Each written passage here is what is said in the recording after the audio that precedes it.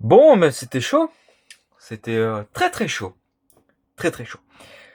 On va parler donc de ce match Sénégal-Belgique. J'ai le sourire, hein, mais faut dire qu'avant la 80e minute, j'avais pas le sourire. J'étais même à deux doigts de quitter ma télé. Waouh, mais ce match, on va commencer à parler des 80 premières minutes et commencer directement dans le dur. Mais vous avez été bidon, les gars. Vous étiez nuls à chier, bordel. Mais qu'est-ce que c'était de cette équipe? On ne joue même pas la coupe du Fidji, pour vous dire. On a été nuls à chier. On a été mais mauvais. Mais tout le monde. Je sors peut-être Courtois du lot, qui a fait son taf.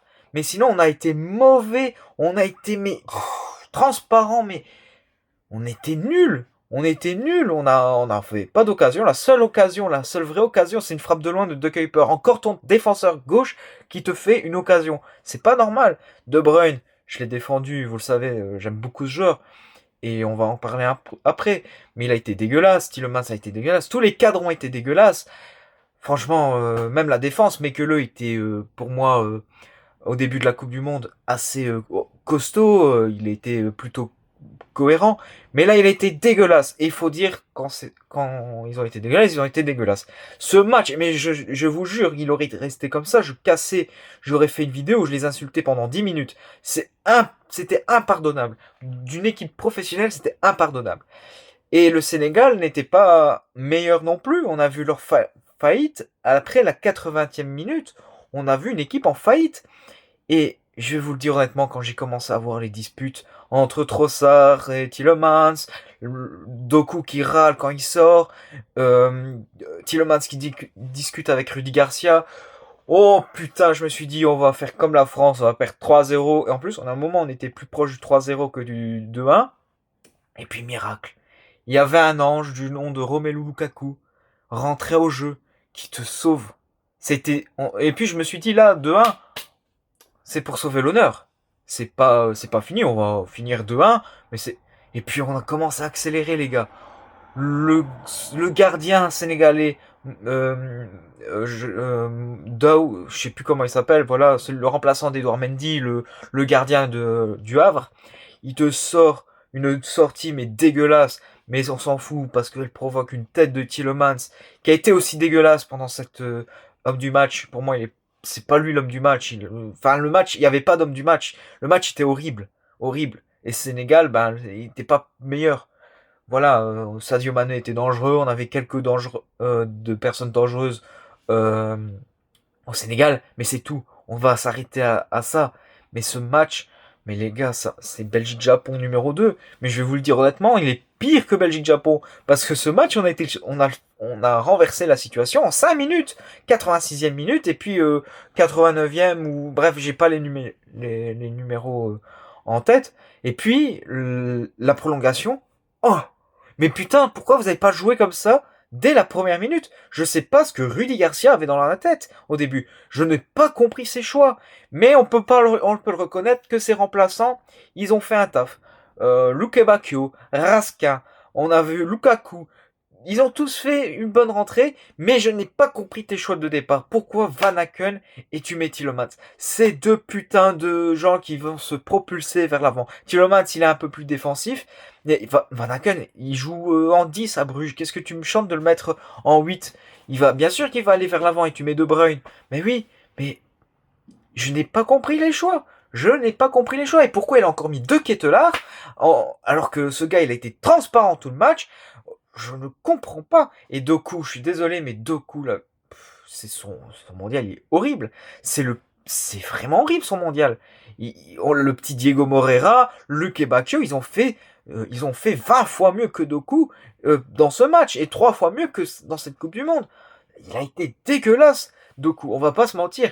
Mais bon, on s'en sort. C'est 3-2. On crie au génie de Rudy Garcia. Non, les gars, Rudy Garcia n'est pas un génie, hein. Il n'est pas un génie. Il a juste compris trop tard ses erreurs. C'est pas un génie, Rudy Garcia. Alors oui, j'ai dit merci à Rudy Garcia pour ses changements contre la Nouvelle-Zélande, mais il a fait les mêmes conneries. Ok, c'est le même 11 que contre la Nouvelle-Zélande, mais bordel, fallait t'adapter à ton équipe. La Nouvelle-Zélande, c'est pas le Sénégal. Le Sénégal, c'est 5 fois plus fort que la Nouvelle-Zélande.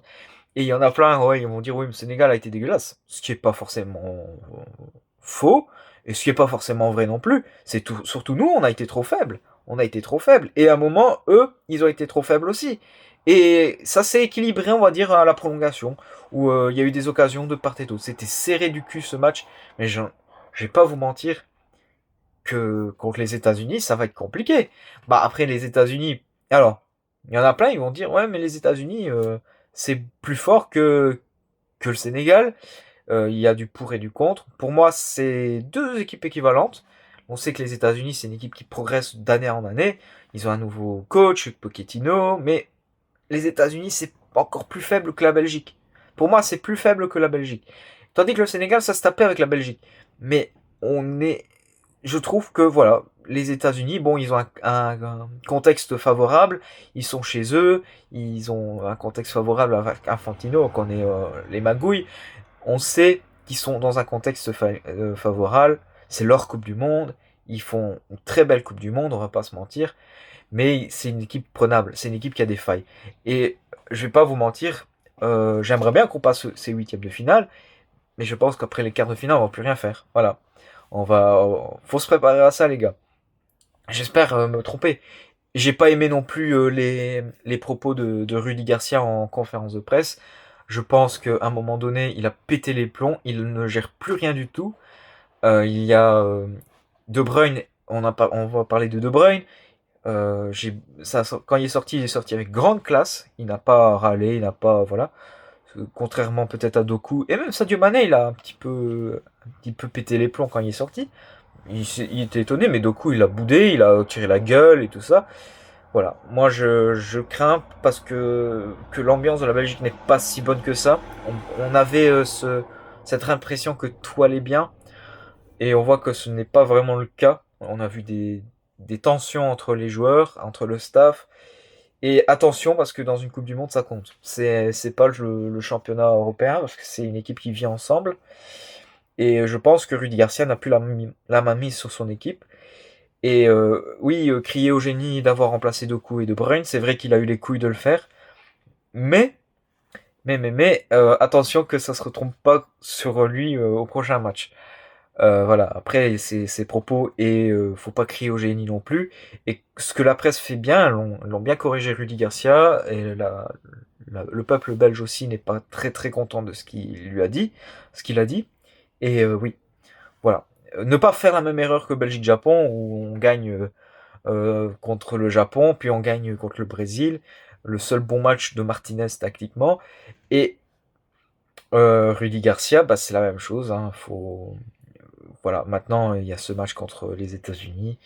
Et voilà. Bah, c'est tout ce qu'il y avait à dire. Ce match était historique. Mais il y avait que ça à dire. C'était un match historique, mais il n'y a pas énormément de choses à dire. Voilà, maintenant, faut aller affronter les États-Unis dans une semaine. Ça va pas être facile, mais on y croit. Et n'hésitez pas à vous abonner, à mettre des commentaires. Je le dis pas assez. Et mettez des pouces, des commentaires, et à vous abonner et mettre la cloche. Et je sais que c'est là peut-être une des vidéos où je vais pas faire de montage. Voilà.